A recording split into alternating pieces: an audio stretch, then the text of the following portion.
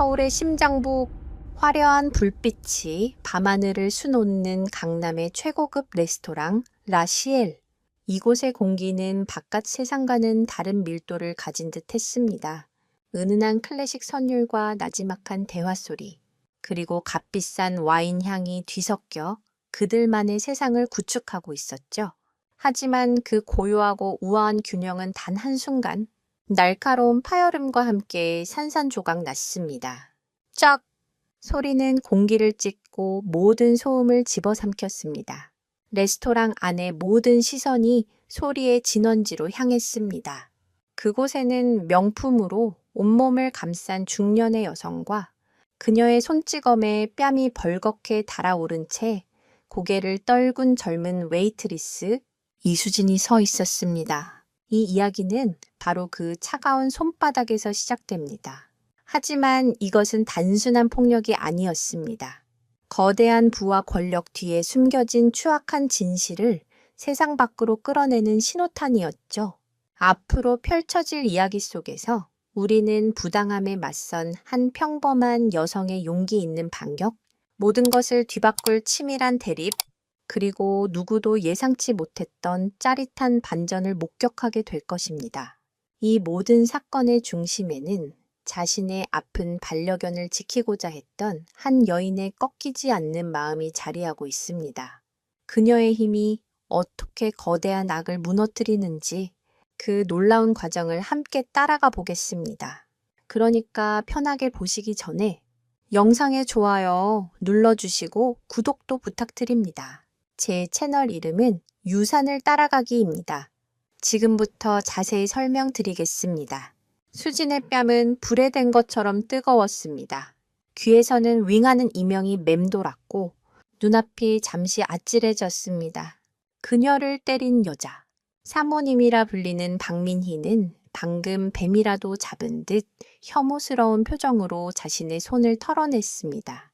그녀의 남편, 대한그룹의 박철규 회장은 마치 길가의 돌멩이를 보는 듯 무심한 표정으로 와인잔을 기울일 뿐이었습니다. 주변 테이블의 손님들은 당황한 기색이 역력했지만 누구 하나 선뜻 나서지 못했습니다. 박 회장 부부가 내뿜는 서슬 펄한 위압감 때문이기도 했고 자신들의 우아한 저녁 식사를 망치고 싶지 않다는 이기심 때문이기도 했습니다. 사건의 발단은 아주 사소한 것이었습니다. 수진이 박 회장의 와인잔에 최고급 빈티지 와인인 샤토 마고 1982년산을 따르던 중 긴장한 탓에 손이 미세하게 떨렸습니다. 와인 한 방울이 테이블보 위로 번지는 순간 박민희의 눈초리가 매처럼 날카로워졌습니다. 사실 1982년산 샤토 마고는 와인 평론가 로버트 파커에게 100점 만점을 받으며 전설이 된 와인으로 한 병에 수천만 원을 호가하기도 합니다. 그런 귀한 와인을 단 한 방울이라도 흘렸다는 것은 그들에게 용납할 수 없는 실수였던 것입니다. 이게 지금 뭐 하는 짓이야. 너 눈은 장식으로 달고 다니니? 박민희의 목소리는 비단결 같았지만 그 안에는 날카로운 칼날이 숨어 있었습니다. 수지는 허리를 굽히며 연신 사과했습니다. 죄송합니다. 세모님, 정말 죄송합니다. 바로 깨끗하게 처리해 드리겠습니다. 하지만 박민희는 수진의 사과를 들을 생각이 없어 보였습니다. 네, 까짓것 사과 한마디로 이 와인값이 해결될 것 같아. 내 월급을 몇 달치 모아도 어림도 없을 텐데. 조롱 섞인 말투에 수진의 얼굴이 하얗게 질렸습니다. 그때 박 회장이 입을 열었습니다. 여보, 그만해. 저런 애한테 화내서 뭐 하겠어. 수준 떨어지게 그의 말은 아내를 말리는 듯 했지만 실은 수진을 더욱 비참하게 만드는 가시 돋친 말이었습니다. 수진은 입술을 깨물었습니다. 억울함과 수치심에 눈물이 핑 돌았지만 여기서 무너지면 안 된다고 생각했습니다. 그녀에게는 지켜야 할 존재가 있었습니다. 정말 죄송합니다. 제가 어떻게든 변상하겠습니다. 하지만 제가 지금은 형편이 어려워서 저희 집 강아지가 많이 아파서 병원비가. 수진의 목소리는 기어들어 갔지만 절박함이 묻어났습니다. 그녀의 이 말은 동정심을 얻기 위함이 아니었습니다. 그저 자신의 절박한 상황을 설명하고 조금이라도 이해를 구하고 싶었을 뿐입니다. 하지만 그 말은 오히려 박민희의 분노에 기름을 부었습니다. 강아지? 어디서 천박하게 개 따위를 들먹여? 내까지 개 키우는 개가 아픈 거랑 내 와인이랑 무슨 상관이야? 네가 그런 핑계를 댈 시간에 돈 벌 생각이나 했으면 이런 실수도 안 했겠지. 그리고 바로 그 순간 박민희의 손이 번개처럼 날아와 수진의 뺨을 후려쳤습니다. 레스토랑 안의 모든 공기가 얼어붙었습니다. 수진은 얻어맞은 뺨을 감싸 쥘 생각도 못한 채 그저 멍하니 서 있었습니다. 모멸감에 온몸이 떨려왔습니다. 그녀의 눈에서 기어코 눈물 한 방울이 흘러내려 붉게 달아오른 뺨을 타고 흘렀습니다. 하지만 그 누구도 그녀의 편이 되어주지 않았습니다. 오히려 몇몇 손님들은 불편한 기색을 내비치며 수진을 탓하는 듯한 눈빛으로 쳐다봤습니다. 이 모든 상황을 레스토랑 구석 창가 자리에 앉아있던 한 남자가 조용히 지켜보고 있었습니다. 그는 평범한 회사원처럼 보였지만 그의 눈빛은 순간 날카롭게 빛나고 있었습니다. 그는 마치 뛰어난 연극을 관람하는 관객처럼 박 회장 부부의 오만한 표정과 수진의 절망적인 얼굴, 그리고 주변 사람들의 방관적인 태도까지 하나하나 자신의 눈에 담고 있었습니다. 과연 이 불의한 상황은 이대로 굴욕적인 막을 내리게 될까요? 아니면 아무도 예상치 못한 새로운 막이 오르게 될까요? 이수진의 하루는 동트기 전 새벽의 차가운 공기와 함께 시작되었습니다. 그녀의 작은 옥탑방은 서울의 화려함과는 거리가 먼 낡고 허름한 다세대 주택 꼭대기에 위태롭게 자리 잡고 있었습니다.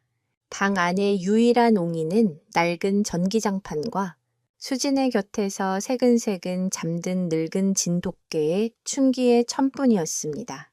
충기는 수진에게 단순한 반려견, 그 이상의 의미였습니다. 5년 전, 비 오는 날 공사장 한 구석에서 버려진 채 가쁜 숨을 몰아쉬고 있던 강아지를 발견한 것이 바로 수진이었습니다.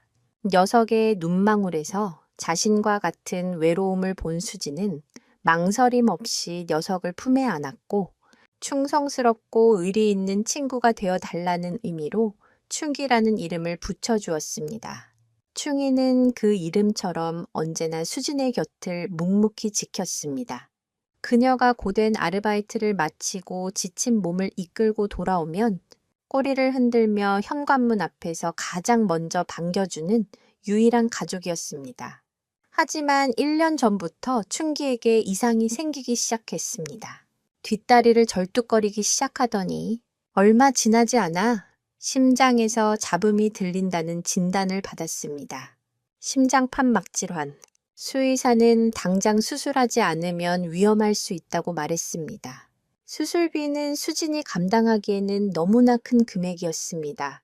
그때부터 수진의 삶은 온전히 충기의 병원비를 버는 데 초점이 맞춰졌습니다. 낮에는 카페에서, 밤에는 라시엘 같은 고급 레스토랑에서 서빙을 하며 하루에 4시간 이상 잠을 자본 적이 없었습니다. 손님들의 무리한 요구와 때로는 모욕적인 언사도 충기의 약값을 생각하며 꾹 참아냈습니다. 그녀의 손목과 발목에는 고된 노동의 흔적인 파스가 덕지덕지 붙어 있었지만 잠든 충기의 머리를 쓰다듬을 때면 모든 고통이 눈 녹듯 사라지는 것 같았습니다. 그녀는 충기와 약속했습니다. 무슨 일이 있어도 끝까지 곁을 지켜주겠다고, 꼭 다시 건강하게 뛰어놀게 해주겠다고. 그 약속은 그녀가 이 힘든 세상을 버텨내는 유일한 이유이자 희망이었습니다. 사실 진돗개는 우리나라 고유의 품종으로 천연기념물 제53호로 지정되어 보호받고 있습니다. 주인에 대한 충성심이 유별나기로 유명한데 한번 주인으로 섬기면 평생을 따르는 습성이 있죠. 전라남도 진도에서는 백구, 황구 등 털 색깔에 따라 진돗개를 구분하는데 이들의 유전적 특성을 보존하기 위해 진도군 밖으로의 반출을 엄격히 관리하기도 합니다. 충이는 영리하고 용맹한 진돗개의 특성을 그대로 가지고 있었지만 병마 앞에서는 그저 작고 연약한 생명일 뿐이었습니다. 수지는 그런 충기를 보며 자신의 처지를 떠올리곤 했습니다. 거대한 도시 서울에서 아무런 배경도 없이 혼자 힘으로 살아남아야 하는 자신의 모습이 마치 병든 충이와 겹쳐 보였기 때문입니다. 그날 레스토랑에서 뺨을 맞고 돌아온 밤, 수지는 욱신거리는 뺨을 부여잡고 소리 없이 울었습니다. 서러움보다 더 큰 것은 무력감이었습니다. 아무리 발버둥 쳐도 벗어날 수 없는 가난의 굴레, 그리고 돈과 권력 앞에서 한없이 작아지는 자신의 존재가 참을 수 없이 비참했습니다. 그때 수진의 울음소리를 들었는지 춘기가 절뚝거리며 다가와 그녀의 얼굴에 자신의 얼굴을 부볐습니다. 따뜻하고 축축한 혀가 수진의 눈물을 핥아주었습니다. 그 순간 수진은 무너져 내리던 마음을 다잡을 수 있었습니다. 그래, 나에겐 춘기가 있지. 내가 무너지면 충이는 누가 지켜? 다른 진들, 그녀는 춘기를 끌어안고 속삭였습니다. 춘기야, 미안해. 누나가 너무 약해서 미안해. 하지만 걱정하지 마. 내가 어떻게든 돈 벌어서 너 꼭 낫게 해줄게. 꼭. 수지는 차가운 물에 세수를 하고 다시 마음을 굳게 먹었습니다. 내일 당장 레스토랑 매니저에게 사정을 이야기하고 월급이라도 가불해달라고 부탁해볼 생각이었습니다. 박 회장 부부에게 받은 모욕은 가슴 깊이 묻어두기로 했습니다. 지금 그녀에게는 자존심보다 춘기의 병원비가 훨씬 더 중요했기 때문입니다. 그녀는 퉁퉁 부은 눈으로 옥탑방 창밖을 바라보았습니다. 저 멀리 보이는 화려한 도시의 불빛들은 마치 그녀를 비웃는 듯 차갑게 반짝이고 있었습니다. 하지만 수지는 알고 있었습니다.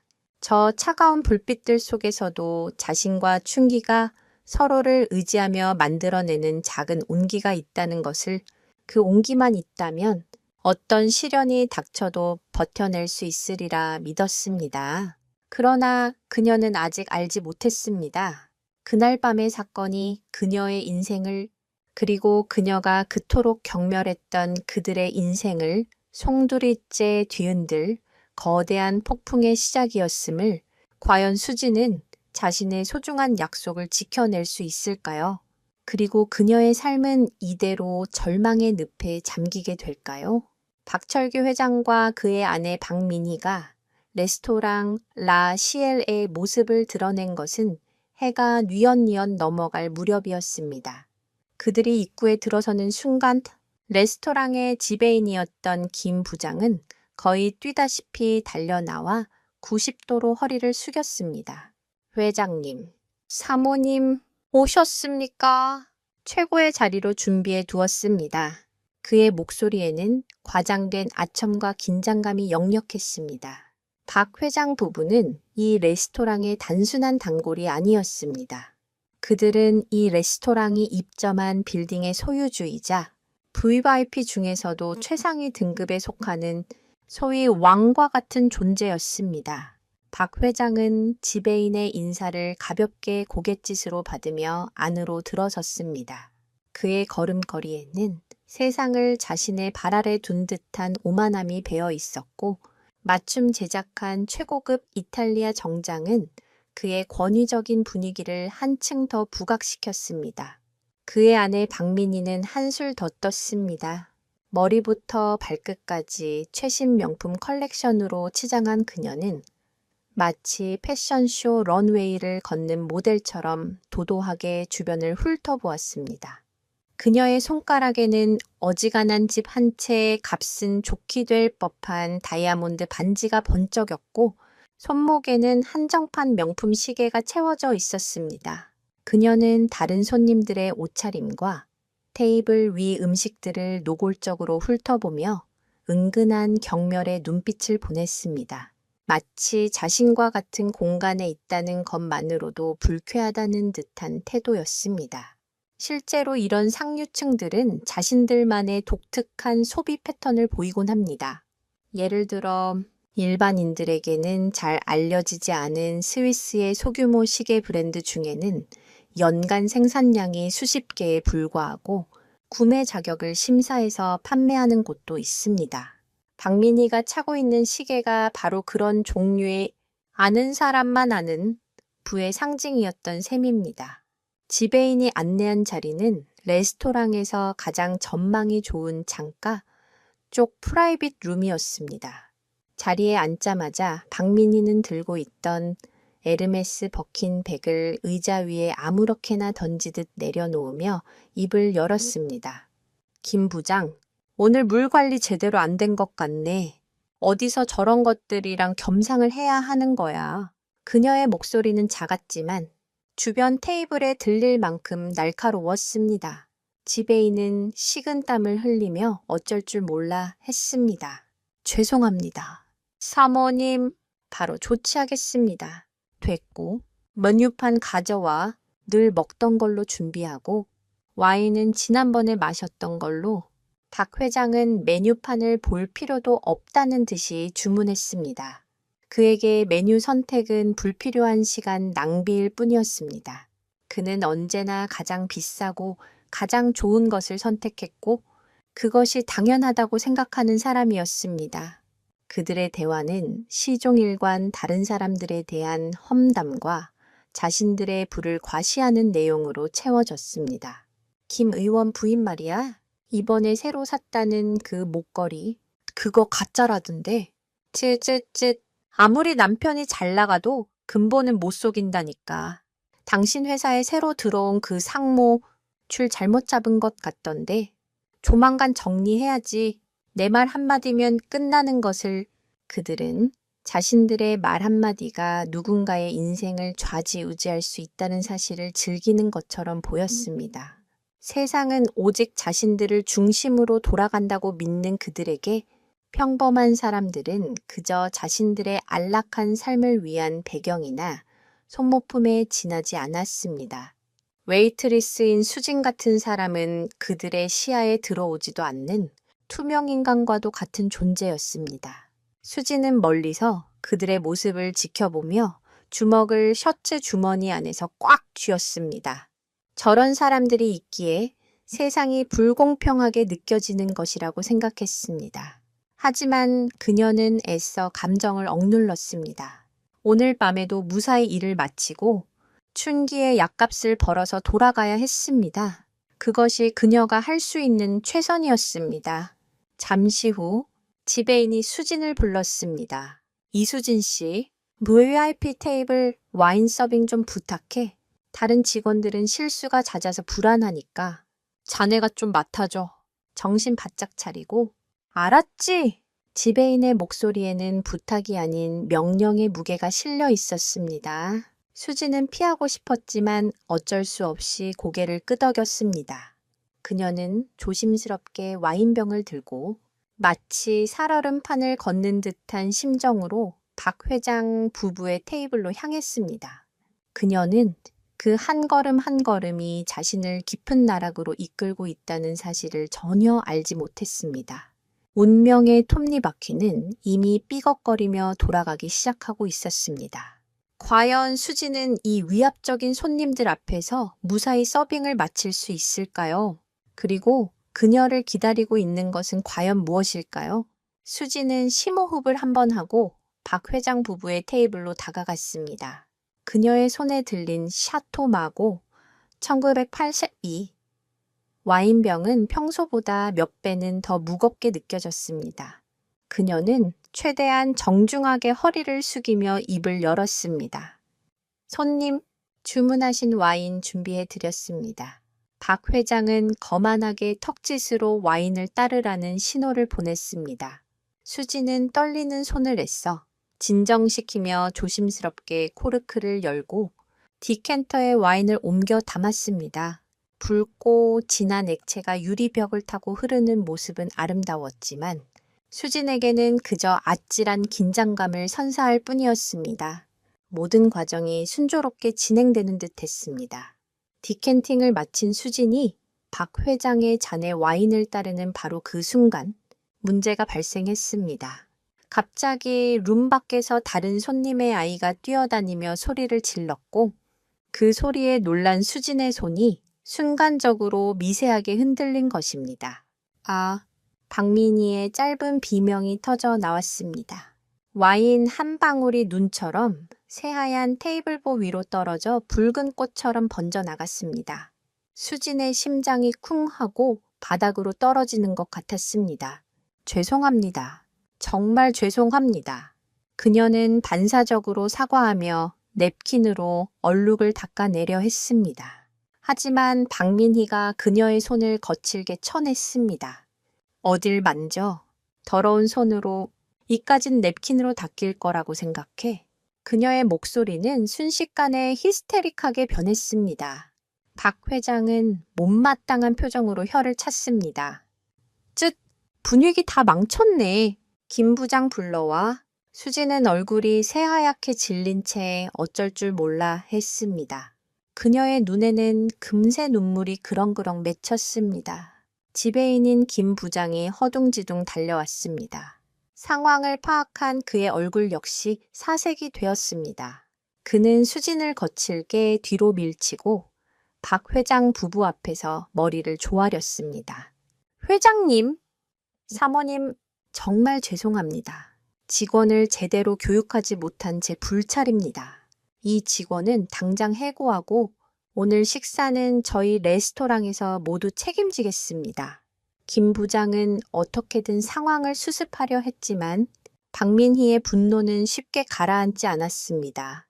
그녀는 해고라는 말에도 아랑곳하지 않고 여전히 분이 풀리지 않는다는 듯 수진을 노려보았습니다. 근데 해고만 하면 다야. 우리가 지금 음식값 몇 푼 아끼자고 이러는 줄 알아? 저 애 때문에 내 기분을 완전히 망쳤잖아. 저 귀한 와인을 저런 멍청한 애 손에 맡긴 당신 잘못도 커? 그녀는 김 부장에게 고래고래 소리를 질렀습니다. 수지는 이 모든 상황이 마치 악몽처럼 느껴졌습니다. 자신의 작은 실수 하나가 이렇게까지 큰 파장을 일으킬 줄은 몰랐습니다. 억울했지만 변명할 기회조차 없었습니다. 그녀는 그저 죄인처럼 고개를 숙이고 모든 비난을 감내해야 했습니다. 그때 박민희가 삿대질을 하며 수진에게 쏘아붙였습니다. 너 일부러 그런 거지? 우리한테 불만 있어서 일부러 그런 거 아니야. 내 눈빛이 아까부터 마음에 안 들었어. 이건 명백한 모함이었습니다. 수지는 자신도 모르게 반박했습니다. 아닙니다. 절대 그런 거 아닙니다. 정말 실수였습니다. 하지만 그녀의 항변은 오히려 박민희를 더욱 자극할 뿐이었습니다. 지금 나한테 말대꾸하는 거야. 이것 봐라. 근본도 없는 것들이 꼭 이렇게 기어오르더라니까. 바로 그때였습니다. 수진이 자신의 절박한 상황을 설명하며 춘기 이야기를 꺼낸 것은 제가 요즘 너무 힘든 일이 있어서 저희 집 강아지가 많이 아파서 정신이 없었습니다. 정말 죄송합니다. 한 번만 용서해 주십시오. 수지는 지푸라기라도 잡는 심정으로 동정심에 호소했습니다. 이것은 그녀가 할 수 있는 마지막 저항이자 애원이었습니다. 그러나 그녀의 진심은 처참하게 짓밟혔습니다. 강아지, 지금 그깟 개새끼 핑계를 대는 거야. 박민희의 얼굴이 경멸감으로 일그러졌습니다. 그리고 그녀의 손이 허공을 갈랐습니다. 짝 하는 소리와 함께 수진의 고개가 옆으로 돌아갔습니다. 뺨을 타고 흐르는 뜨거운 통증과 함께 그녀의 세상도 함께 무너져 내렸습니다. 주변의 모든 소리가 멀어지고 오직 박민희의 악독한 목소리만이 귓가에 울렸습니다. 내까짓게 키우는 더러운 개 때문에 내 기분까지 더러워져야겠어. 그 순간 구석자리에서 모든 것을 지켜보던 한 남자의 눈빛이 차갑게 가라앉았습니다. 그는 조용히 휴대폰을 들어 무언가를 입력하기 시작했습니다. 과연 그는 누구이며 무엇을 하고 있었던 것일까요? 그리고 이 끔찍한 폭력의 현장은 어떤 결말을 맞이하게 될까요? 레스토랑 구석 창가 자리에 앉아있던 남자의 이름은 최강혁이었습니다. 그의 겉모습은 평범한 30대 후반의 회사원 그 자체였습니다. 살짝 피곤해 보이는 얼굴, 적당히 유행을 따른 셔츠와 면바지, 그리고 테이블 위에 놓인 낡은 서류 가방까지 누구도 그를 특별한 인물이라고 생각하지 않았습니다. 그는 마치 레스토랑의 풍경 속에 녹아든 투명한 존재처럼 보였습니다. 하지만 그의 눈은 주변의 소음과 부산스러움 속에서도 오직 한 곳, 박 회장 부부의 테이블에 고정되어 있었습니다. 그는 식사를 하는 많은 둥하며 그들의 대화와 행동 하나하나를 놓치지 않으려는 듯 날카롭게 관찰하고 있었습니다. 사실 최강혁의 정체는 서울지방경찰청 광격수사대 소속의 베테랑 형사였습니다.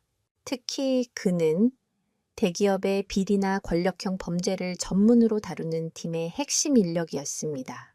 그의 별명은 카멜레온, 어떤 상황에서든 완벽하게 주변 환경에 녹아들어 용의자를 감시하고 증거를 수집하는 능력 때문에 붙여진 별명이었습니다. 실제로 과거 한 사입이 종교 집단을 수사할 때는 촌스러운 옷차림과 어눌한 말투로 완벽하게 신도로 위장해 잠입한 후 교주의 비자금 장부를 통째로 빼내온 전설적인 일화도 있었습니다. 그의 수사 방식은 끈질기고 집요하기로 정평이 나 있었죠. 최 형사가 오늘 이 레스토랑에 나타난 것은 우연이 아니었습니다. 그는 몇 달 전부터 대항그룹의 박철규 회장을 주시하고 있었습니다. 대항그룹이 참여한 대규모 국책 사업에서 수천억 원대의 비자금이 조성되었다는 첩보를 입수했고 그 중심에 박 회장이 있다는 심증을 굳히고 있었기 때문입니다. 하지만 박 회장은 법망을 교묘하게 빠져나가는데 아주 능숙한 인물이었습니다. 그의 주변에는 언제나 국내 최고의 변호사들이 진을 치고 있었고 결정적인 증거는 좀처럼 모습을 드러내지 않았습니다. 최 형사는 박 회장의 일상을 밀착 감시하며 그가 무심코 흘리는 작은 틈이라도 포착하기 위해 이곳까지 오게 된 것이었습니다.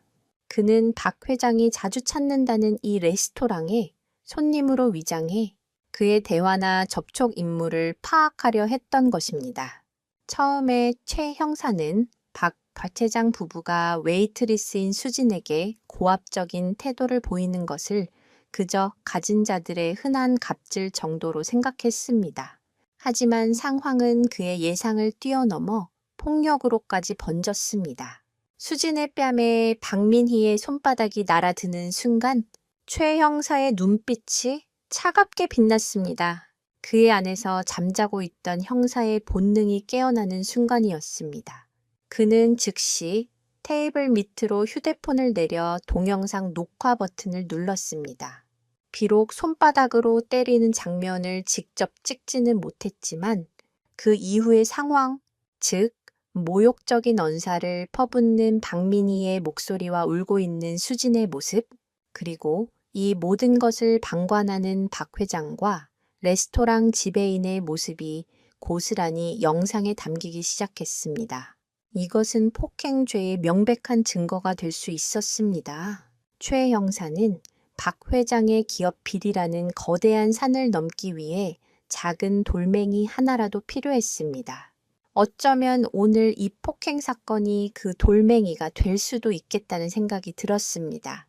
거대한 둑도 작은 개미구멍 하나로 무너지는 법입니다. 그는 박 회장이라는 인물의 오만하고 폭력적인 성향을 직접 목격하면서 그가 자신의 범죄를 숨기기 위해 어떤 짓이든 할 수 있는 인물이라는 확신을 갖게 되었습니다. 최 형사는 녹화를 계속하며 자신의 팀원에게 짧은 메시지를 보냈습니다. 대항그룹 박철규 회장, 장소라 CL, 폭행 사건 현장, 증거 확보 중, 주변 CCTV 확보 및 피해자 신원 파악 요망.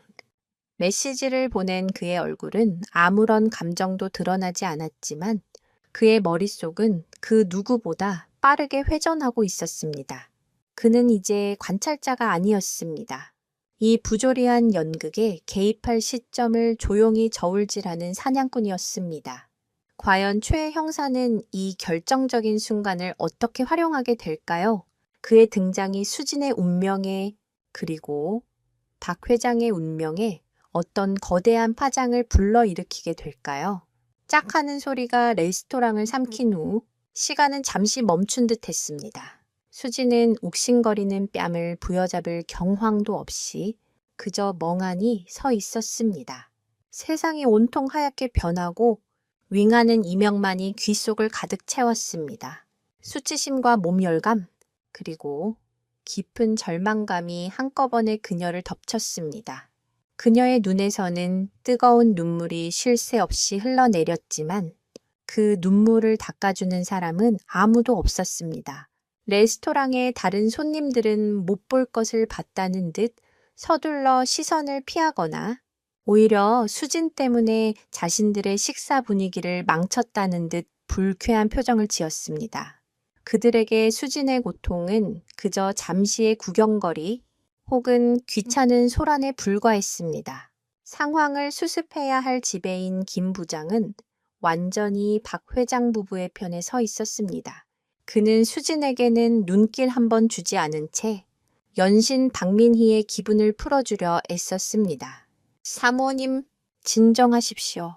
이런 일로 귀한 손을 더럽히실 필요 없습니다. 저 버러지 같은 것은 제가 책임지고 처리하겠습니다. 그의 입에서 나온 버러지라는 단어가 비수처럼 수진의 가슴에 꽂혔습니다. 매일같이 굳은 일을 도맡아 하며 성실하게 일했던 자신을 그는 단 한순간의 망설임도 없이 버러지로 취급했습니다. 어쩌면 이것이 자신이 속한 세상의 진짜 모습일지도 모른다는 생각에 수지는 더욱 비참해졌습니다. 박 회장 부부는 자신들이 저지른 폭력에 대해 일말의 죄책감도 느끼지 않는 듯 했습니다. 박민희는 여전히 분이 풀리지 않는다는 듯 씩씩거렸고 박철규 회장은 마침내 귀찮다는 표정으로 자리에서 일어났습니다. 여보, 그만하고 갑시다. 재수 없는 날이네. 그는 지갑에서 수표 몇 장을 꺼내 테이블 위에 아무렇게나 던졌습니다. 음식값하고 저 여자 치료비 하든지 알아서 해. 그의 말투는 마치 자선이라도 베푸는 듯한 시혜적인 태도였지만 그 안에는 돈으로 해결 못할 일은 없다는 오만함이 가득했습니다. 그 돈은 사과가 아닌 또 다른 모욕이었습니다. 수지는 그들이 던진 돈을 쳐다보지도 않았습니다. 그녀가 원한 것은 돈이 아니었습니다. 인간으로서의 최소한의 존중과 진심 어린 사과였습니다. 하지만 그들에게 그런 것을 기대하는 것은 애초에 불가능한 일이었을지도 모릅니다. 박 회장 부부는 마치 아무 일도 없었다는 듯 유유히 레스토랑을 빠져나갔습니다. 그들이 사라지자 언제 그랬지 않은 듯 레스토랑 안은 다시 평온을 되찾았습니다. 사람들은 다시 자신들의 식사와 대화에 집중했고 오직 수진만이 그 자리에 섬처럼 홀로 남겨졌습니다. 김 부장은 그제야 싸늘한 눈으로 수진을 돌아보며 말했습니다. 이수진 씨, 오늘까지만 일하고 내일부터는 나오지 마. 그리고 저 돈은 레스토랑 기물 파손, 아니, 이미지 손실에 대한 보상금으로 우리가 갚겠어. 그의 말은 일방적인 해고 통보이자 박 회장이 던진 돈마저 빼앗아 가겠다는 잔인한 선언이었습니다. 수지는 기가 막혀 아무 말도 할 수 없었습니다. 항의하고 싶었지만 목소리가 나오지 않았습니다. 그녀는 완전히 혼자였습니다. 탈의실에서 짐을 챙겨 나오는 수진의 발걸음은 천근만근 무거웠습니다. 오늘 하루의 직장과 마지막 남은 자존심까지 모두 잃어버렸습니다. 퉁퉁 부어오르는 뺨보다 갈기갈기 찢긴 마음이 더 아팠습니다. 옥탑방에서 자신을 기다리고 있을 춘기를 떠올리자 눈앞이 캄캄해졌습니다. 당장 내일 먹일 사료와 약값을 어떻게 구해야 할지 막막했습니다. 레스토랑 뒷문으로 힘없이 걸어 나오던 그때 한 남자가 그녀의 앞을 막아섰습니다. 구석자리에 앉아있던 바로 그 남자, 최강혁 형사였습니다. 그는 여전히 평범한 회사원 같은 차림이었지만 그의 눈빛은 어딘지 모르게 따뜻했습니다. 괜찮으세요? 그의 나지막한 목소리에 수지는 고개를 들었습니다. 처음으로 누군가 자신에게 괜찮냐고 물어봐 주었습니다. 그 한마디에 꾹꾹 눌러왔던 설움이 다시 북받쳐 올랐습니다. 그녀가 대답 대신 고개를 젓자 남자는 더 이상 묻지 않았습니다. 과연 이 의문의 남자는 왜 그녀에게 접근한 것일까요? 그의 등장은 홀로 남겨진 수진에게 한 줄기 빛이 될 수 있을까요? 아니면 또 다른 시련의 시작일까요? 수지는 자신에게 말을 걸어온 낯선 남자를 경계심 가득한 눈으로 쳐다보았습니다. 레스토랑 안에서 있었던 일을 모두 지켜본 사람이라는 생각에 또 다른 수치심이 밀려왔습니다. 누구세요? 그녀의 목소리는 잔뜩 잠겨 있었습니다. 남자 최강혁은 섣불리 다가서지 않고 적당한 거리를 유지한 채 차분하게 말했습니다. 아까 레스토랑 안에 있던 사람입니다. 너무 부당한 일을 당하시는 것 같아서 그냥 지나칠 수가 없었습니다. 그의 목소리에는 꾸밈없는 진심이 담겨 있었습니다. 최 형사는 일부러 자신의 정체를 숨기고 그저 양심 있는 시민인 척 접근했습니다. 지금 당장 경찰이라고 밝히는 것은 오히려 겁에 질린 수진에게 더 큰 부담을 줄 수 있다고 판단했기 때문입니다. 수진은 그의 말에 아무런 대꾸도 하지 않았습니다. 위로의 말조차 지금 그녀에게는 사치처럼 느껴졌습니다. 세상에 대한 불신과 원망으로 마음의 문을 닫아버린 그녀에게 낯선 이의 친절은 오히려 의심스러울 뿐이었습니다. 최 형사는 그녀의 그런 마음을 읽기라도 한 듯 잠시 침묵을 지켰습니다. 그는 주변을 한번 쓱 둘러보았습니다. 어두운 골목길, 깜빡이는 가로등, 그리고 그 아래 홀로 서 있는 상처 입은 여인, 이 모든 풍경이 한 폭의 서글픈 그림처럼 느껴졌습니다. 그는 주머니에서 작은 손수건을 꺼내 수진에게 내밀었습니다. 이걸로 눈물이라도 닦으세요. 수진은 잠시 망설이다가 조심스럽게 손수건을 받아들었습니다. 부드러운 천의 감촉이 차가운 그녀의 손에 온기를 전하는 것 같았습니다. 최 형사는 잠시 머뭇거리다 다시 입을 열었습니다. 오늘 있었던 일, 그냥 넘어가서는 안 됩니다. 명백한 폭행이고 모욕입니다. 신고하셔야 합니다. 그의 단호한 말에 수지는 고개를 저었습니다. 소용없어요. 저 같은 사람이 어떻게 그런 사람들을 상대하겠어요. 계란으로 바위치기일 뿐이에요. 그녀의 목소리에는 깊은 체념이 배어 있었습니다. 이것이 바로 최 형사가 수많은 사건 현장에서 목격했던 사회적 약자들이 느끼는 가장 큰 무력감이었습니다. 법은 만인 앞에 평등하다고 하지만 현실에서는 돈과 권력이라는 거대한 벽 앞에서 너무나도 쉽게 무력해지곤 했습니다. 특히 한국 사회에서는 체면이나 관계를 중시하는 문화 때문에 내부 고발이나 권력에 대한 저항이 쉽지 않은 경향이 있습니다. 문제를 제기한 사람이 오히려 조직의 화합을 깬 사람으로 낙인 찍히는 경우가 비일비재하죠. 수진 역시 그러한 사회적 분위기를 본능적으로 느끼고 있었던 것입니다. 최 형사는 그녀를 설득하려 하지 않았습니다. 대신 다른 방법을 택했습니다. 그는 자신의 지갑에서 명함 한 장을 꺼내 수진에게 건넸습니다. 명함에는 최강혁이라는 이름과 함께 개인 휴대폰 번호만 간단하게 적혀 있었습니다. 소속이나 직책은 전혀 드러나 있지 않았습니다. 혹시라도 마음이 바뀌거나 도움이 필요하면 이쪽으로 연락 주세요. 혼자 끙끙 앓지 마시고요. 그의 말은 강요가 아닌 조심스러운 제안이었습니다. 제가 대단한 사람은 아니지만 이야기 들어주고 같이 고민해 줄 수는 있습니다. 당신이 잘못한 건 아무것도 없으니까요. 당신이 잘못한 건 아무것도 없다는 그 말이 수진의 다쳤던 마음을 아주 조금 흔들었습니다. 수진은 자신도 모르게 그가 내민 명함을 받아들였습니다. 차갑고 빳빳한 종이의 감촉이 낯설게 느껴졌습니다.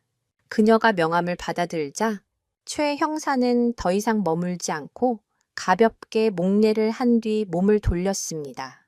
몸조리 잘하세요. 짧은 인사를 남기고 그는 어둠 속으로 유유히 사라졌습니다. 수지는 그가 사라진 방향을 한참 동안 멍하니 바라보았습니다. 그의 갑작스러운 등장과 퇴장은 마치 꿈처럼 비현실적으로 느껴졌습니다. 그녀의 손에는 작은 명함 한 장만이 덩그러니 남아 있었습니다. 궤강역, 알 수 없는 이름, 석자. 이 명함은 과연 그녀에게 구원의 동아줄이 될까요? 아니면 그저 또 하나의 잊힐 종이 조각에 불과할까요? 수지는 차가운 밤 공기 속에서 한참을 서서 손에 쥔 명함을 내려다보았습니다. 그녀의 마음 속에서 희미한 불씨 하나가 아주 작게 피어오르기 시작하고 있었습니다. 박철규 회장 부부가 레스토랑을 떠나 도착한 곳은 그들의 아방궁, 한강이 한눈에 내려다 보이는 최고급 펜트하우스였습니다. 대리석으로 마감된 현관에 들어서자 집사 복장을 한 직원이 깊숙이 허리를 숙이며 그들을 맞았습니다. 박민희는 신경질적으로 손에 들고 있던 클러치백을 집세게 던지듯 건네고는 소파에 몸을 파묻었습니다. 아, 재수 없어. 그 기집애 때문에 기분만 잡쳤네. 그녀는 와인 한 방울에 뺨을 때린 자신의 행동이 무엇이 문제인지 전혀 인지하지 못하는 듯했습니다. 오히려 자신이 피해자라도 된 것처럼 투덜거렸습니다. 박철규 회장은 넥타이를 느슨하게 풀며 아내를 달랬습니다. 그만해. 그런 하찮은 애 때문에 당신 기분 상할 거 없어? 김 부장한테 연락해서 확실하게 처리하라고 했으니까 다신 우리 눈앞에 나타날 일 없을 거야. 그의 말투는 지극히 사무적이었지만 그 안에는 사람을 물건처럼 취급하는 냉혹함이 서려 있었습니다. 박민희는 남편의 말에 조금 기분이 풀린 듯 콧방귀를 뀌며 말했습니다. 당연하지. 감히 누구 앞에서 그깟 개새끼 타령을 해. 요즘 것들은 겁이 없어. 겁이. 우리가 어떤 사람인지 제대로 보여줘야 정신을 차리지. 그들에게 평범한 사람의 삶과 그들이 소중히 여기는 가치는 조롱과 경멸의 대상일 뿐이었습니다. 박 회장은 집사가 가져온 위스키를 한 모금 마신 뒤 화제를 돌렸습니다. 그의 관심사는 레스토랑에서 있었던 사소한 소동이 아니었습니다. 그나저나 싱가포르 건은 어떻게 되어가고 있어? 최 의원 쪽에서 자꾸 딴소리를 하는 것 같던데 그의 목소리가 한순간에 낮고 날카로워졌습니다. 박민희는 언제 투덜거렸냐는 듯 금세 사업 파트너의 얼굴로 돌아와 답했습니다. 걱정 마. 내가 어제 최 의원 사뭇 따로 만났어. 신상 다이아 목걸이 하나 안겨주니까 아주 입이 귀에 걸리던데 당신이 추진하는 법안 이번 국회에서 문제없이 통과될 거라고 약속하더라고. 그녀는 자신의 로비 능력을 과시하며 의기양양하게 웃었습니다. 그들의 대화 속에는 뇌물, 청탁, 법안 통과 같은 위험한 단어들이 아무렇지 않게 오고 갔습니다. 이들이 말하는 싱가포르 건은 최강혁 형사가 쫓고 있는 대항그룹 비자금 조성의 핵심이었습니다. 박 회장은 싱가포르에 유령 회사를 세워놓고 국책 사업 비용을 부풀려 빼돌린 자금을 그곳으로 송금하는 방식으로 수천억 원대의 비자금을 조성하고 있었습니다. 그리고 그 과정에서 정관계 인사들에게 막대한 뇌물을 뿌리며 자신만의 이너서클을 구축해 왔습니다.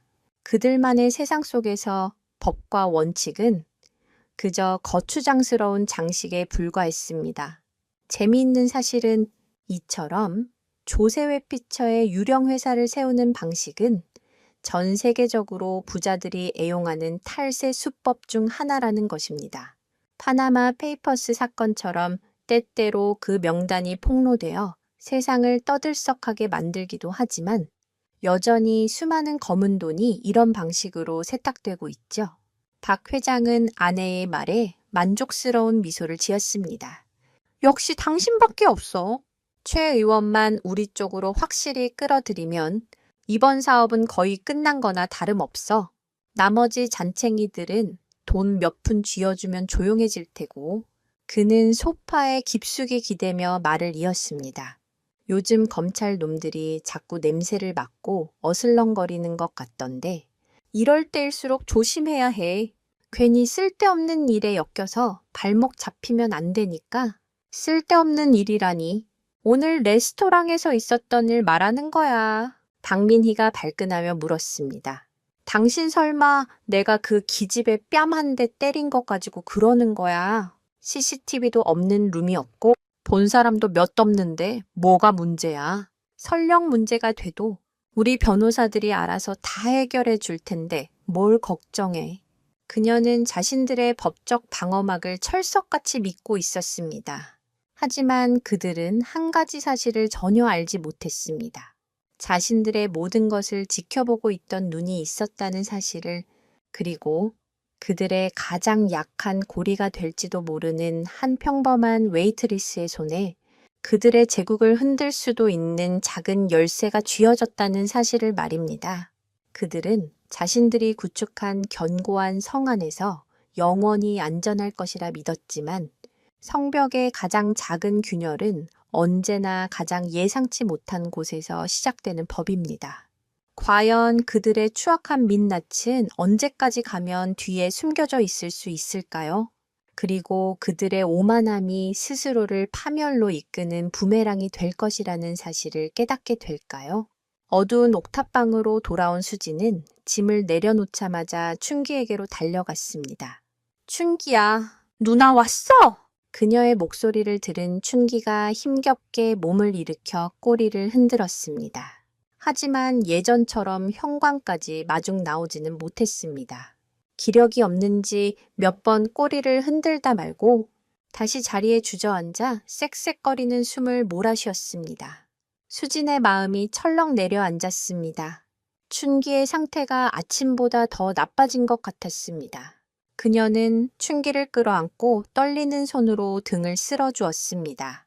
앙상하게 만져지는 등뼈가 그녀의 마음을 더욱 아프게 찔렀습니다. 수지는 곧바로 찬장에서 춘기의 약을 꺼내 물과 함께 먹였습니다. 하지만 춘기는 약을 삼키는 것조차 힘겨워했습니다. 몇 번 캑캑거리다 겨우 약을 삼킨 춘기는 수진의 품에 기대 가쁜 숨을 내쉬었습니다. 그 작은 몸이 가늘게 떨리고 있었습니다. 수진의 눈에서 또다시 눈물이 흘렀습니다. 레스토랑에서 겪었던 모욕감과 서름은 이미 잊은 지 오래였습니다. 지금 그녀의 머릿속에는 오직 춘기에 대한 걱정뿐이었습니다. 안 되겠어. 내일 아침 바로 병원에 데려가 봐야겠다. 하지만 그 생각은 곧바로 또 다른 절망으로 이어졌습니다. 돈이 없는데 오늘 해고당하면서 당장 내일의 생계가 막막해진 상황이었습니다. 통장 잔고는 바닥을 보이고 있었고 모아두었던 병원비는 지난번 검사비와 약값으로 이미 다 써버린 후였습니다. 수지는 낡은 서랍을 열어 비상금을 넣어두었던 작은 돼지 저금통을 꺼냈습니다. 망설임 끝에 저금통의 배를 갈랐습니다. 짤랑거리는 소리와 함께 쏟아져 나온 것은 100원짜리와 500원짜리 동전 몇 개, 그리고 구겨진 1000원짜리 지폐 몇 장이 전부였습니다. 다 합쳐도 몇만 원이 채 되지 않는 돈이었습니다. 그 초라한 액수 앞에서 수지는 완전히 무너져 내렸습니다. 아무리 노력해도, 아무리 발버둥 쳐도 현실의 벽은 너무나 높고 단단했습니다. 그녀는 바닥에 주저앉아 소리내어 울었습니다. 그때 춘기가 힘겹게 다가와 그녀의 손등을 핥았습니다. 마치 주인님, 울지 마세요 라고 위로하는 것 같았습니다. 춘기의 까만 눈동자에 눈물이 그렁그렁 맺혀 있는 것처럼 보였습니다. 개도 감정을 느끼고 눈물을 흘릴 수 있다는 연구 결과가 있습니다. 특히 주인과의 유대감이 깊을수록 주인의 감정에 공감하며 슬픔을 표현하기도 한다고 합니다. 춘기의 눈물은 과학적 근거를 떠나 수진의 마음을 갈기갈기 찢어 놓았습니다. 바로 그 순간이었습니다. 수진의 뇌리에 오늘 밤 골목길에서 만났던 낯선 남자의 얼굴과 그가 건네주었던 명함이 스쳐 지나갔습니다. 혼자 끙끙 앓지 마시고요. 그의 목소리가 귓가에 맴도는 것 같았습니다. 수진은 허둥지둥 가방을 뒤져 명함을 찾아냈습니다. 고강혁! 어둠 속에서도 그 이름 석자가 유난히 선명하게 보였습니다. 잠시 망설였습니다. 과연 이 사람을 믿어도 될까? 연락한다고 해서 무엇이 달라질까? 하지만 이내 고개를 저었습니다. 지금은 망설일 때가 아니었습니다. 지푸라기라도 잡아야 했습니다. 춘기를 위해서라면 그녀는 무슨 짓이든 할 수 있었습니다. 자존심 따위는 버린 지 오래였습니다. 수지는 떨리는 손으로 휴대폰을 들고 명함에 적힌 번호를 눌렀습니다. 통화 버튼을 누르기까지 몇 번이고 망설이고 또 망설였습니다. 하지만 그때마다 춘기의 가쁜 숨소리가 그녀의 등을 떠밀었습니다. 마침내 그녀는 눈을 질끈 감고 통화 버튼을 눌렀습니다. 길게 이어지는 통화 연결음 소리가 그녀의 심장 소리처럼 크게 울렸습니다. 뚜루루루, 뚜루루루. 과연 전화기 너머의 남자는 그녀의 절박한 부름에 응답할까요? 그리고 이 한 통의 전화가 그녀와 춘기의 운명을 그리고 오만한 권력자들의 운명을 어떻게 바꾸어 놓을지 수지는 감히 상상조차 하지 못하고 있었습니다. 그녀의 손가락 끝에서 거대한 반격의 서막이 조용히 오르고 있었습니다. 최강혁 형사는 사무실에 홀로 남아 복잡하게 얽힌 사건 자료들을 검토하고 있었습니다. 책상 위에는 대항그룹의 조직도와 박철규 회장의 주변 인물 관계도 그리고 의심스러운 자금 흐름이 빼곡하게 적힌 서류들이 산더미처럼 쌓여 있었습니다. 그는 몇 달째 이 사건에 매달리고 있었지만 결정적인 증거, 즉 스모킹 건을 찾지 못해 수사는 답보 상태에 머물러 있었습니다. 박 회장은 마치 미꾸라지처럼 교묘하게 법망을 빠져나가고 있었고 그의 주변 인물들은 두꺼운 침묵의 카르텔을 형성하고 있었습니다. 최 형사는 담배를 입에 물었지만 불을 붙이지는 않았습니다. 초조함과 답답함이 그의 어깨를 무겁게 짓눌렀습니다. 그때 책상 위에 놓인 개인 휴대폰이 조용히 진동하기 시작했습니다. 발신자 정보에는 저장되지 않은 번호라고 떠 있었습니다. 늦은 시간 걸려온 낯선 번호. 그는 잠시 망설이다가 통화 버튼을 눌렀습니다. 여보세요. 아까 레스토랑 앞에서 명함 주셨던 분 맞으신가요? 전화기 너머로 들려온 것은 가늘게 떨리는 젊은 여성의 목소리였습니다. 이수진 최 형사는 즉시 그녀의 목소리를 알아차렸습니다. 드디어 그녀가 연락을 해온 것이었습니다. 그의 입가에 희미한 미소가 번졌습니다. 네, 맞습니다. 이수진 씨, 그가 자신의 이름을 기억하고 있다는 사실에 수지는 조금 놀란 듯했습니다. 최 형사는 최대한 부드럽고 차분한 목소리로 그녀를 안심시켰습니다. 연락 주셔서 감사합니다. 혹시 무슨 일 있으신가요? 수지는 한참을 머뭇거리다 떨리는 목소리로 춘기의 상태와 자신의 절박한 상황을 털어놓기 시작했습니다. 당장 병원비가 없어서 발만 동동 구르고 있다는 그녀의 이야기에는 깊은 절망감이 묻어났습니다. 하지만 그녀는 돈을 빌려달라는 말은 차마 꺼내지 못했습니다. 대신 오늘 있었던 폭행 사건을 정식으로 신고하고 싶은데 어떻게 해야 할지 모르겠다고 물었습니다. 박 회장 부부에게 합의금이라도 받아 춘기의 병원비를 마련하고 싶다는 절박함이 담긴 질문이었습니다. 최 형사는 수진의 이야기를 묵묵히 들어주었습니다. 그는 수진의 용기에 박수를 보내고 싶었지만 동시에 그녀의 생각이 순진하다는 것도 알고 있었습니다.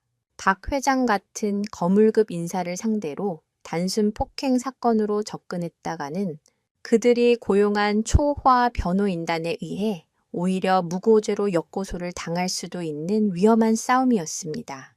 그는 수진에게 잠시 생각할 시간을 달라고 말한 뒤 수화기를 잠시 막고 깊은 생각에 잠겼습니다. 이 사건을 어떻게 활용해야 할까? 수진을 보호하면서 동시에 박 회장의 목을 조일 수 있는 방법은 무엇일까? 그의 머릿속에서 수십 가지 시나리오가 그려지고 지워졌습니다. 잠시 후 그는 결심을 굳혔습니다. 이수진 씨, 지금부터 제가 하는 말을 잘 들으세요. 이건 단순한 폭행 사건이 아닐 수도 있습니다. 훨씬 더 큰 사건과 연결될 가능성이 있습니다. 그는 자신의 신분을 밝히지는 않았지만 자신이 이 문제에 대해 전문적인 지식을 가지고 있으며 그녀를 도울 수 있는 힘이 있다는 것을 넌지시 암시했습니다. 그는 수진에게 당장 경찰서에 가서 섣불리 신고부터 하지 말라고 조언했습니다.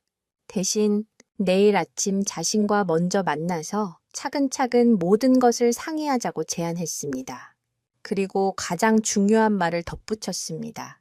강아지 병원비는 너무 걱정하지 마세요. 제가 도와드릴 수 있는 방법을 찾아보겠습니다. 우선 강아지를 살리는 게 먼저니까요. 그의 마지막 말은 계산된 것이었습니다. 그는 수진이 돈 때문에 섣부른 선택을 하는 것을 막고 그녀의 완전한 신뢰를 얻어야 했습니다. 피해자 지원 프로그램을 통해 긴급 생계비를 지원하는 방법도 있었고 정 안 되면 사비라도 털어서 도와줄 생각이었습니다. 지금 그녀는 박 회장을 무너뜨릴 수 있는 유일한 열쇠였기 때문입니다. 최 형사의 계획은 이미 시작되고 있었습니다. 그는 이수진이라는 작은 불씨를 박철규라는 거대한 성을 불태울 거대한 화염으로 키울 생각이었습니다. 단순 폭행 사건으로 시작된 수사의 방향을 대한그룹의 비자금 문제와 연결시키는 거대한 그림을 그리고 있었습니다. 그는 통화를 마친 뒤 곧바로 팀원들에게 비상 연락을 취했습니다. 지금부터 대한그룹 박철규 회장에 대한 모든 수사력을 집중한다. 목표는 단순 폭행이 아닌 비자금 조성 및 뇌물 공여 혐의다.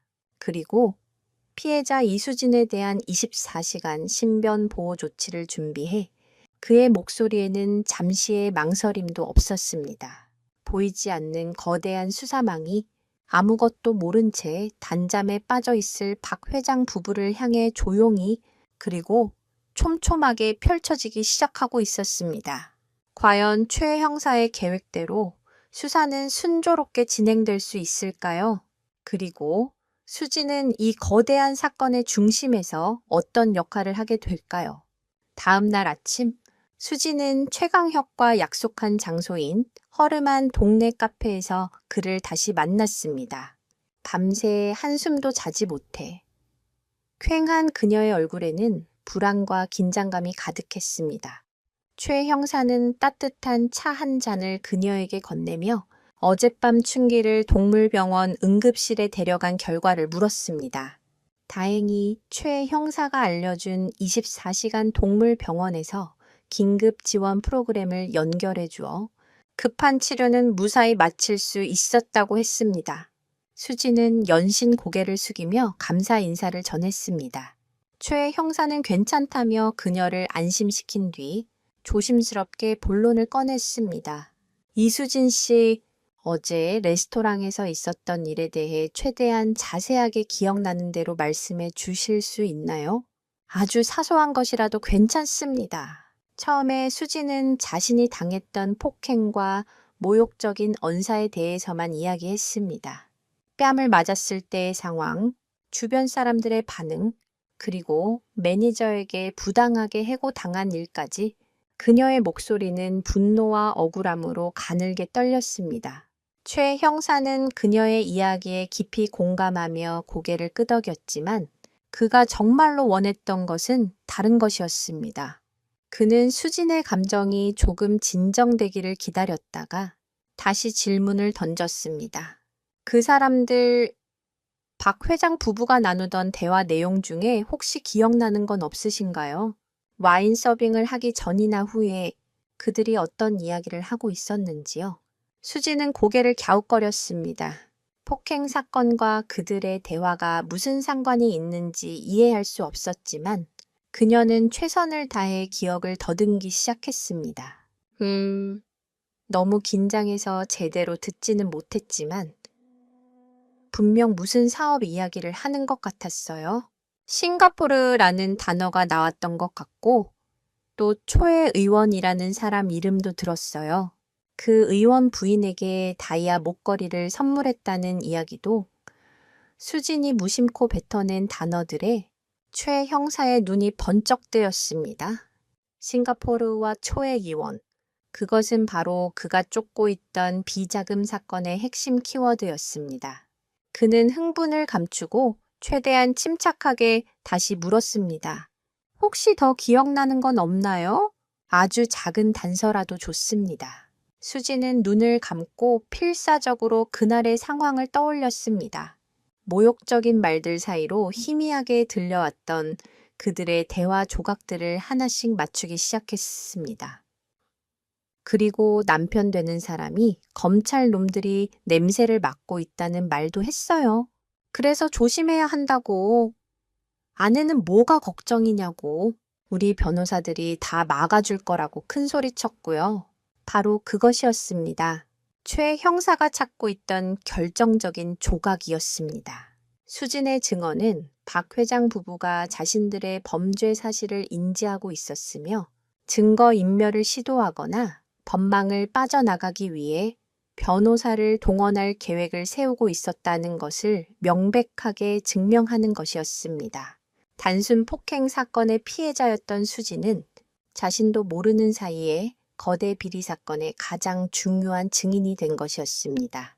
최 형사는 수진의 증언을 들으며 이 사건을 해결할 수 있다는 강한 확신을 갖게 되었습니다. 수진의 증언은 비록 간접 증거에 불과했지만 수사의 방향을 설정하고 압수수색 영장을 발부받는 데 결정적인 근거가 될 수 있었습니다. 특히 초의 의원이라는 구체적인 이름이 언급된 것은 뇌물 공여 혐의를 입증할 수 있는 매우 중요한 단서였습니다. 그는 수진에게 그녀의 증언이 얼마나 중요한 것인지 차근차근 설명해 주었습니다. 그리고 그녀가 이제 단순한 피해자가 아니라 사회의 거대한 악을 뿌리 뽑는 일에 동참하는 중요한 인물이 되었다는 사실을 상기시켜 주었습니다. 수지는 최 형사의 말을 들으며 혼란스러웠습니다. 그저 춘기의 병원비를 마련하고 싶다는 생각에 시작한 일이었는데 어느새 자신이 감당하기 힘든 거대한 사건의 한가운데에 서게 된 것 같아 두려운 마음이 들었습니다. 만약 박 회장 부부가 이 사실을 알게 된다면 자신에게 어떤 보복을 할지 상상만 해도 끔찍했습니다. 최 형사는 그런 그녀의 불안감을 눈치채고 그녀의 손을 부드럽게 잡아주었습니다. 걱정하지 마세요. 이수진 씨, 제가 그리고 우리 경찰이 반드시 당신을 지켜드리겠습니다.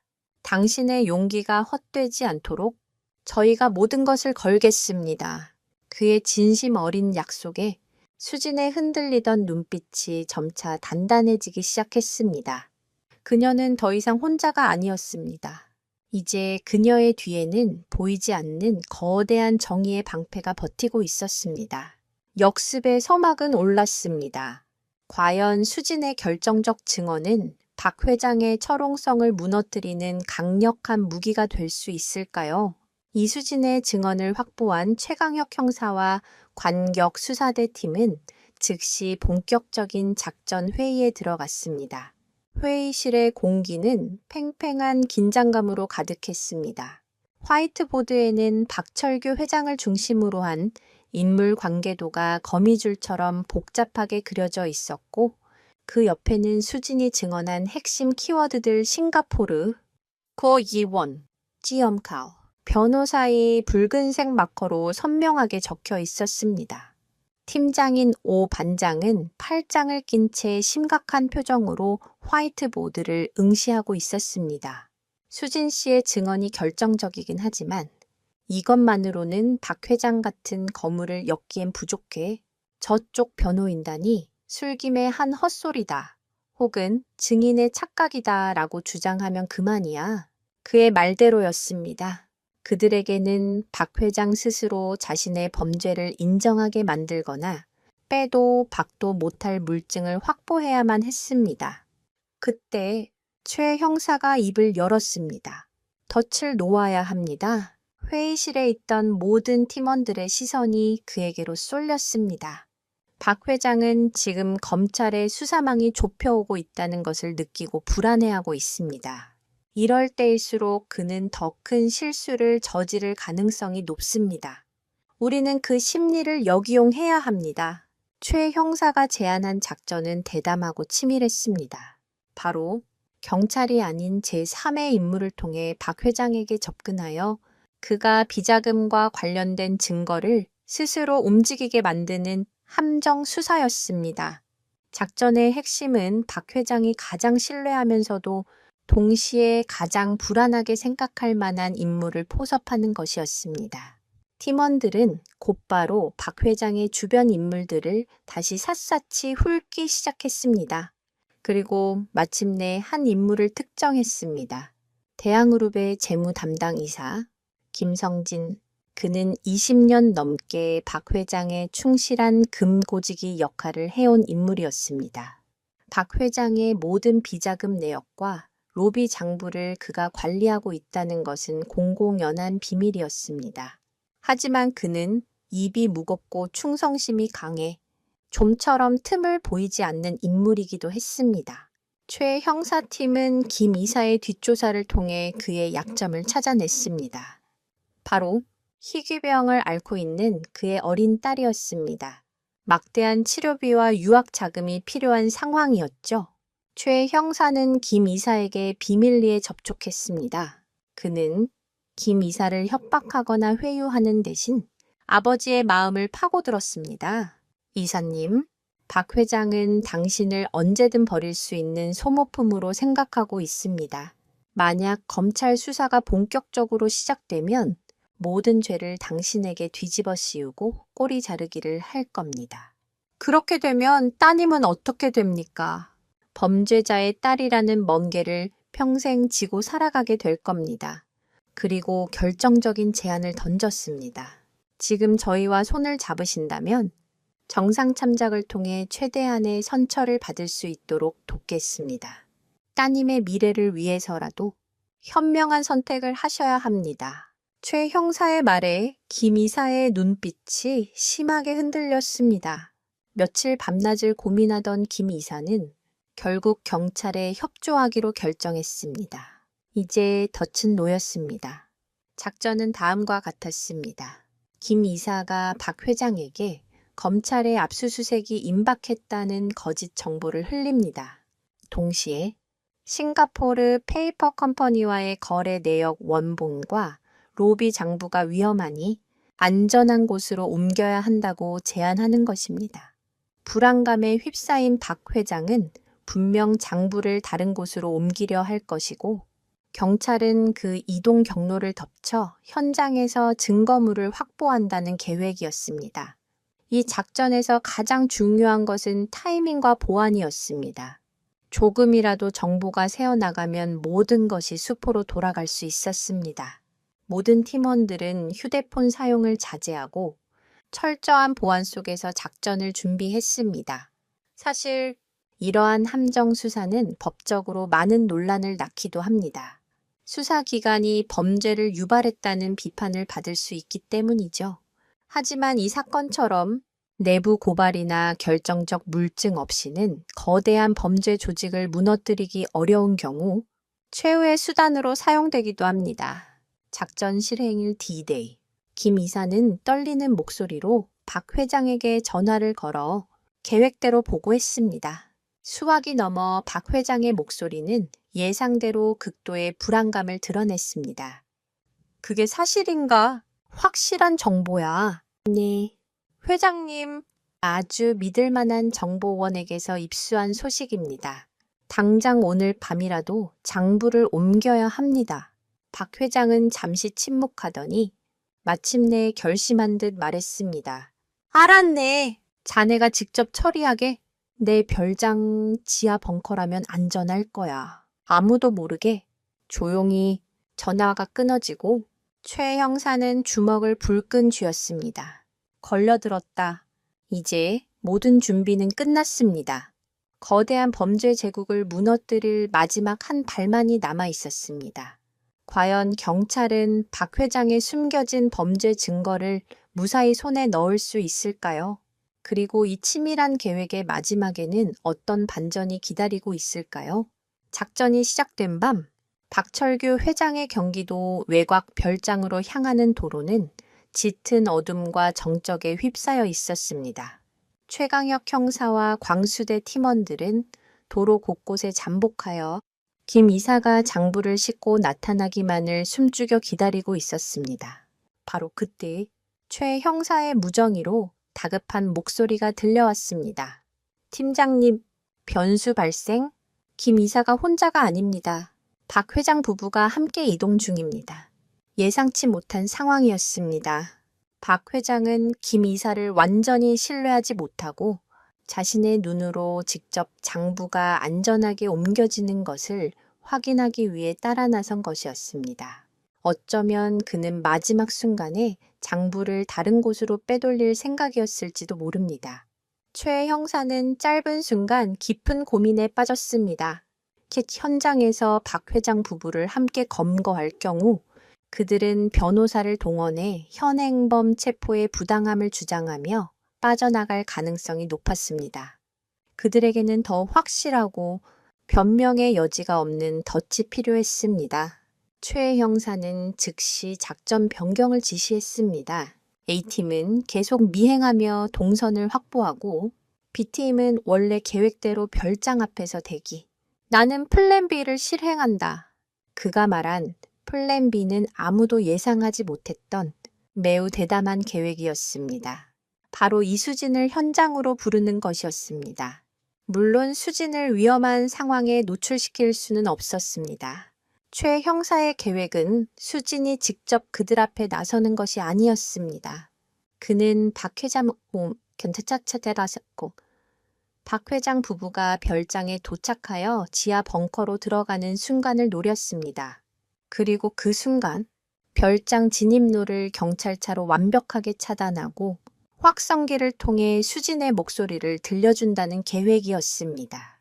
수진의 목소리로 그날 레스토랑에서 들었던 대화 내용, 즉 싱가포르, 검기원, 검찰 등의 키워드를 언급하며 심리적으로 압박하는 것이었습니다. 갑작스러운 경찰의 등장과 함께 자신들의 비밀을 알고 있는 듯한 수진의 목소리를 듣게 된다면 극도의 혼란과 불안에 빠진 박 회장이 돌이킬 수 없는 실수를 저지를 것이라 판단한 것입니다. 최 형사는 즉시 안전가옥에 보호 중이던 수진에게 연락했습니다. 수진은 처음에는 두려움에 망설였지만 이 모든 것을 끝낼 수 있는 마지막 기회라는 최 형사의 설득에 용기를 냈습니다. 그녀는 더 이상 나약한 피해자가 아니었습니다. 자신의 손으로 직접 부당한 권력에 맞서 싸우기로 결심한 것입니다. 잠시 후 박 회장 부부를 태운 검은색 세단이 별장 입구에 도착했습니다. 김 이사가 먼저 차에서 내려 별장 문을 열었고 박 회장 부부가 뒤따라 내렸습니다. 그들의 손에는 비자금 장부가 담긴 것으로 보이는 묵직한 서류 가방이 들려 있었습니다. 그들이 별장 안으로 완전히 들어서는 순간 작전이 시작되었습니다. 수십 대의 경찰차가 순식간에 별장을 포위했고 환한 서치라이트가 별장을 대낮처럼 밝혔습니다. 갑작스러운 상황에 박 회장 부부는 경악을 금치 못했습니다. 무슨 놈들이야? 박 회장이 소리치는 순간 별장 전체의 확성기를 통해 맑고 또렷한 목소리가 울려 퍼졌습니다. 박철규 회장님, 박민희 사모님, 제 목소리 기억나시나요? 바로 수진의 목소리였습니다. 박 회장 부부는 목소리의 주인을 알아차리고 얼굴이 하얗게 질렸습니다. 싱가포르 비자금은 어떻게 하실 건가요? 최 의원에게 준 다이아 목걸이는요. 이제 당신들의 변호사도 소용없을 겁니다. 수진의 목소리는 그들이 가장 은밀하게 나누었던 대화의 내용을 정확하게 짚어냈습니다. 박 회장 부부에게 그것은 마치 저승사자의 목소리처럼 들렸습니다. 그들은 자신들의 모든 비밀이 탄로 났다고 생각했고 극심한 공포에 휩싸였습니다. 그 순간 박 회장은 이 모든 것이 김 이사의 배신 때문이라고 확신했습니다. 이 자식이 네가 전부 불었구나. 분노의 이성을 잃은 박 회장은 손에 들고 있던 서류 가방으로 김 이사의 머리를 내리치려 했습니다. 바로 그 순간을 최 형사와 팀원들은 기다리고 있었습니다. 이것은 단순 폭행을 넘어선 증거인멸을 시도하는 공범에 대한 명백한 폭력이었습니다. 예상치 못한 재회는 그렇게 가장 극적인 방식으로 이루어졌습니다. 과연 이 혼란의 현장에서 최 형사는 결정적인 증거를 확보하고 그들을 체포할 수 있을까요? 그리고 수지는 이 모든 상황을 지켜보며 어떤 감정을 느끼게 될까요? 박철규 회장이 김 이사를 공격하려는 바로 그 찰나 어둠 속에서 그림자처럼 나타난 최강혁 형사가 그의 팔을 단단히 붙잡았습니다. 박철규 씨, 폭행 및 증거인멸 시도 현행범으로 체포합니다. 최 형사의 차갑고 단호한 목소리가 별장 앞마당에 울려 퍼졌습니다. 박 회장은 자신의 팔을 붙잡은 남자를 보고 당황한 기색이 역력했습니다. 그는 며칠 전 라시엘 레스토랑 구석 자리에 앉아 있던 평범한 손님을 똑똑히 기억하고 있었습니다. 너는 그때 그의 말이 차에 끝나기도 전에 최 형사는 품에서 경찰 신분증을 꺼내 보였습니다. 서울지방경찰청 광격수사대 최강혁 경위입니다. 당신은 변호사를 선임할 수 있으며 묵비권을 행사할 수 있습니다. 자신이 무시했던 평범한 손님이 사실은 자신을 쫓던 비밀 경찰이었다는 사실을 깨달은 순간 박 회장의 오만했던 얼굴이 경악과 절망으로 일그러졌습니다. 그는 무의식적으로 손에 들고 있던 서류 가방을 놓쳤습니다. 철커덕 소리를 내며 바닥에 떨어진 가방이 열리면서 그 안에서 수많은 서류 뭉치와 장부들이 쏟아져 나왔습니다. 그것은 바로 최 형사팀이 그토록 찾아 헤매던 대항그룹의 비자금 내역과 정관계 로비 리스트 원본이었습니다. 모든 상황이 한편의 잘 짜인 연극처럼 완벽하게 맞아떨어지는 순간이었습니다. 박민희는 이 모든 상황을 믿을 수 없다는 듯 비명을 질렀습니다. 이게 다 무슨 짓이야? 당신들 지금 누구한테 함부로 손을 대는 거야. 우리 남편이 누군 줄 알아. 당장 우리 변호사 불러. 그녀는 마지막 발악처럼 소리쳤지만 광수대 팀원들은 아랑곳하지 않고 그녀에게도 수갑을 채웠습니다. 차가운 금속의 감촉이 손목에 느껴지자 그녀는 비로소 자신들이 쓴 가면이 완벽하게 벗겨졌음을 그리고 자신들이 쌓아 올린 모래성이 무너져 내렸음을 직감했습니다. 그녀는 허망한 눈으로 수진의 목소리가 흘러나오던 확성기를 노려보았습니다. 그깟 벌레만도 못하게 여겼던 웨이트리스 하나 때문에 자신의 모든 것이 무너졌다는 사실을 도저히 받아들일 수 없었습니다. 멀리 떨어진 차 안에서 이 모든 광경을 지켜보고 있던 수진의 눈에서는 뜨거운 눈물이 흘러내렸습니다. 그것은 슬픔의 눈물이 아니었습니다. 억울함과 부당함에 맞서 싸워 이긴 안도와 희열의 눈물이었습니다. 자신을 그토록 비참하게 만들었던 이들이 법의 심판을 받는 모습을 직접 목격하는 순간 그녀는 가슴을 짓누르던 커다란 돌덩이가 사라지는 듯한 해방감을 느꼈습니다. 그녀의 곁에 있던 여성 경찰관이 그녀의 어깨를 따뜻하게 감싸주었습니다. 고생 많으셨습니다. 당신의 용기가 아니었다면 저들을 잡지 못했을 겁니다. 그 말에 수지는 희미하게 미소를 지었습니다. 자신처럼 힘없는 사람도 용기를 낸다면 세상을 조금은 바꿀 수 있다는 사실을 깨달은 것입니다. 박 회장 부부와 김 이사는 모두 현장에서 체포되어 경찰서로 호송되었습니다. 현장에서 압수된 장부는 그들의 범죄 혐의를 입증하는 결정적인 증거가 되었습니다. 이후 수사는 일사천리로 진행되었습니다. 박 회장의 비자금 사건에 연루된 수많은 정관계 인사들이 줄줄이 소환되었고 대한민국을 떠들썩하게 만든 거대한 권력형 비리 게이트의 실체가 드러났습니다. 언론은 연일, 웨이트리스의 용기 있는 증언, 거대 비리 조직을 무너뜨리다와 같은 헤드라인으로 이 사건을 대서특필했습니다. 세상은 수진의 용기에 아낌없는 찬사를 보냈습니다. 정의는 때로는 더디게 올지라도 반드시 온다는 평범한 진리가 다시 한번 증명되는 순간이었습니다. 체포되어 경찰서로 향하는 차 안에서 박 회장은 창밖을 보며 읊조렸습니다. 그깟 와인 한 방울 때문에 그의 마지막 후회는 자신의 죄에 대한 참회가 아닌 자신의 오만함이 불러온 결과에 대한 뒤늦은 깨달음일 뿐이었습니다. 과연 그들은 자신들의 죄에 합당한 대가를 치르게 될까요?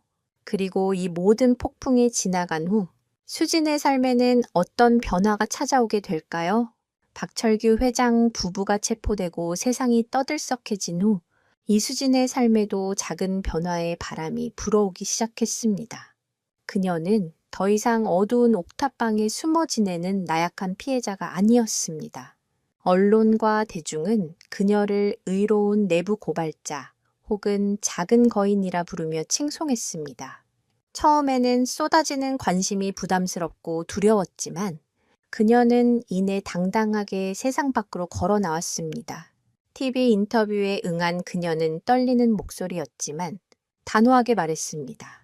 제가 대단한 일을 했다고 생각하지 않습니다. 저는 그저 제 자신과 제가 사랑하는 소중한 존재를 지키고 싶었을 뿐입니다. 저처럼 부당한 일을 겪고도 목소리를 내지 못하는 분들에게 제 이야기가 작은 용기가 되었으면 좋겠습니다. 그녀의 진심 어린 인터뷰는 많은 사람들에게 깊은 감동과 울림을 주었습니다. 전국 각지에서 그녀를 돕고 싶다는 후원 문의가 쇄도하기 시작했습니다. 한 동물보호단체에서는 춘기의 남은 치료비, 전액과 평생 건강관리를 지원하겠다고 약속했습니다. 대기업의 횡포에 맞서 싸우는 시민단체에서는 그녀에게 법률 지원과 함께 일자리를 제안하기도 했습니다. 그녀가 일했던 레스토랑 라시엘은 불매 운동의 직격탄을 맞아 결국 문을 닫게 되었고 부당하게 그녀를 해고했던 김 부장 역시 업계에서 발을 붙이지 못하게 되었습니다. 세상은 수진이 겪었던 아픔에 공감했고 그녀의 편에 서서 함께 싸워주었습니다. 한편 박 회장 부부는 재판 과정 내내 국내 최고의 변호인단을 동원하여 혐의를 부인했지만 현장에서 압수된 명백한 증거와 내부 고발자인 김 이사의 결정적인 증언 앞에 결국 무릎을 꿇을 수밖에 없었습니다. 재판부는 그들의 죄질이 매우 불량하고 반성의 기미가 보이지 않는다며 이례적으로 중형을 선고했습니다.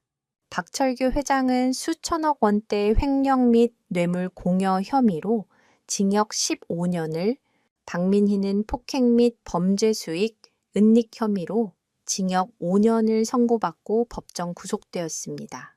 법봉이 내리쳐지는 순간 박민희는 끝내 이성을 잃고 법정에서 악을 쓰며 수진을 저주했지만 그 모습은 그저 패배자의 초라한 발악으로만 보일 뿐이었습니다.